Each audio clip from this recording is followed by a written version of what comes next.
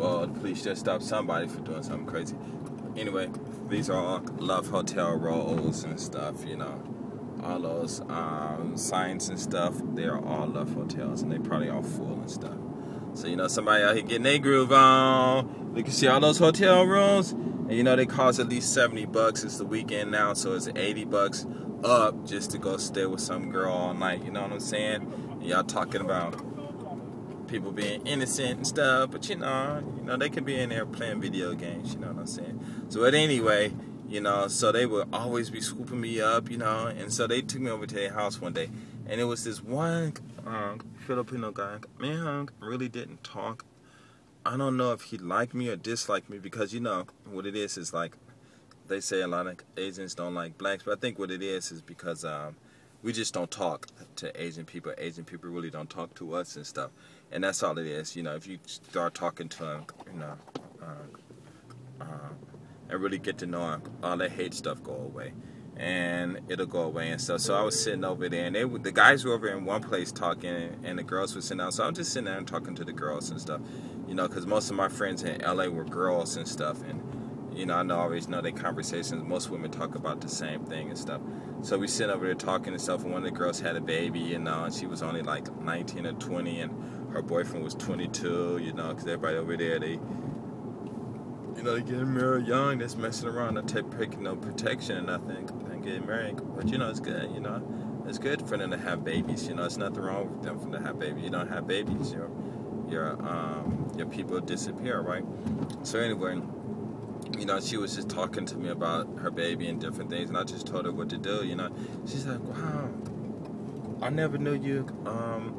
You know, we always saw you with our husbands and stuff, you know, our boyfriends, but we didn't know you knew all this, you know. And I said, yeah, you know, I got kids. You got kids? 5 years old. And what? 5 years old? How old are you? I'm like 29. Like 20. No, I think my daughter was at that time maybe 6. So yeah, I was 29. Yeah, I was 29 when I went there. 29? We thought you were 19 years old. And I started laughing. I said, no. And they turned to their husbands and boyfriends. Yo, Ralph is 29 years old. And they all like, what? You lying. So I whipped out my ID card. They thought, oh, hell no. You don't even look a day older than us. We thought we were all older than you. I'm like, no. Why didn't you tell us? I said, well, I tried to tell you. You guys don't listen to me or nothing, whatever. I tell you I'm 29. Y'all think y'all start laughing and stuff. You know, what am I supposed to do? Whatever, you know. They're like, oh, man, no wonder you so cool and stuff, you know. We thought you was our age. We couldn't understand, you know, why you were so cool and relaxed and stuff. I'm like, you know, I'm just the same person. When I was in LA, you know, I got my tendencies, you know, but, you know, I tend to relax, you know. It's better, safer that way and stuff, you know. And after that, you know, we all talked and stuff, went on and played basketball, and I dropped, I don't know, they give you a rim, so I was holding the rim, for some reason I just let it go, and it just fell on top of my head and busted my head all open and stuff. Man, that was crazy and stuff, man. They was all laughing and shit. I was laughing too. I was blood splurting out my head and shit, you know. But they would just take me everywhere, you know. And when I was out there, I was just hanging out with them. But there was this one Filipino girl we was working with at Sunset Grill. This girl was just absolutely gorgeous. My God, everybody in there was just after her. And there was one other girl too. I don't know if she was Chinese or Japanese or whatever she was mixed with, but she was like the finest one. And she was dating, well, I ain't gonna tell you who she was dating because everybody probably know who. But she was just dating this one guy. Man, I'll tell you about that later. But anyway, this girl was so goddamn fine. And my brother was trying to talk to her, and everybody was trying to talk to her and stuff. And so for some reason, I don't know what happened, but one day me and her hooked. Oh, okay. We all had went out to drink after work, and I think what it was they invited me, and I think the reason they invited me was because it was this one girl that was working with us, and it was this one other girl. She was Mongolian and stuff, and the Mongolian and the white girl, they just didn't get along at all.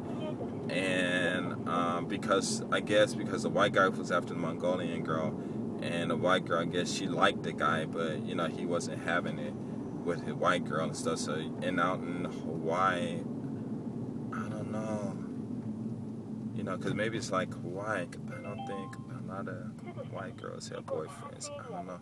I really hardly ever saw any white girls and white guys together. I guess unless they were visiting. But when I was living there, I really don't recall it so much, you know. But anyway, so one day they got into a fight about something. And then for some reason, the white girl just came back there and said, Ralph, I don't know why you keep talking to me when I come back here. I don't like you all day black guys and all this stuff. And I tripped. I was like, huh? Because she accused me of like trying to go out with her or something like that. And I just said, ugh, girl, what you gonna try to do? Make me regurgitate or something? I said, I do not date white girls. What? Huh? And what? And she got really offended and stuff. I said, no way. And she said, oh, now you trying to be a racist. Or we didn't use racist back there, but she said some word or something like that. And I was like, no, it's just because of my, you know, my prior experiences with white girls. It just turned me off, you know. I said, you're a nice person and everything, but you could be laying in the bed with your clothes off, legs open, butt naked, and tell me to jump on you. I wouldn't. I said, I just don't. I just look at you as a person and nothing sexual at all, you know. And I guess she got really offended and got back and went and told everybody. And when they found out, because everybody thought I liked her, and I don't know why they thought that, you know, because I was just nice to everybody, you know. They come back there, and I'm just nice to everybody. So she went and told one other waiter, and he came back there, some white guy, young white guy, and he started talking shit, and I just laughed at him. I said, you know what? Why? I said, you guys should be happy because the black men don't want to mess with a white girl. I said, she's yours. Why don't you guys talk to her and stuff, you know?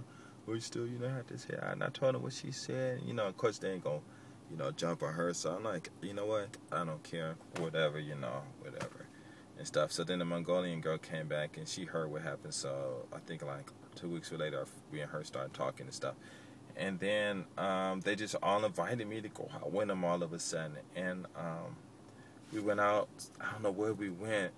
And we were just talking about all kinds of stuff, and they were asking me all kinds of questions because I guess evidently they didn't really, in their lives, they really never had a chance to talk to a black man before.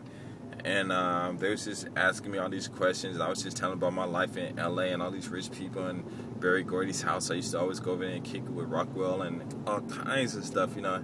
Of course, you know, they're not believing, and some of them they believe in. You know, I'm like, whatever, you know, I don't care. And then all of a sudden, that girl just started liking me for some reason and stuff, you know. And I was like, oh, no, because she come back there flirting and stuff. And you know, and I don't really shut people down, you know. I just let them think what they want. I don't care and stuff. But I think what happened was it was some white guy came in or something, and I kind of subtly converted, anyway, in a sneaky way where they didn't notice. It kind of like set them two up together, and then she fell in love with him, and I was just happy and stuff, and them two was happy and stuff.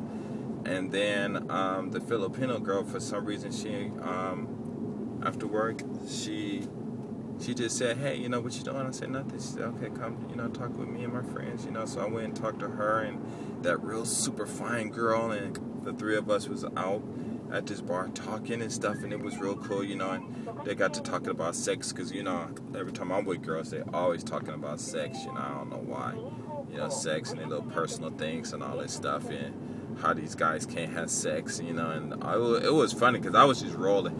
I mean, because this is the same conversation I hear in LA and when I was in the Philippines and everywhere I go and talking to girls, and they're talking about the same stuff, and I just rolling and stuff. And then she gave me her number, and she told me to call her, but of course I didn't call her or nothing, but she told me to meet her the next day somewhere.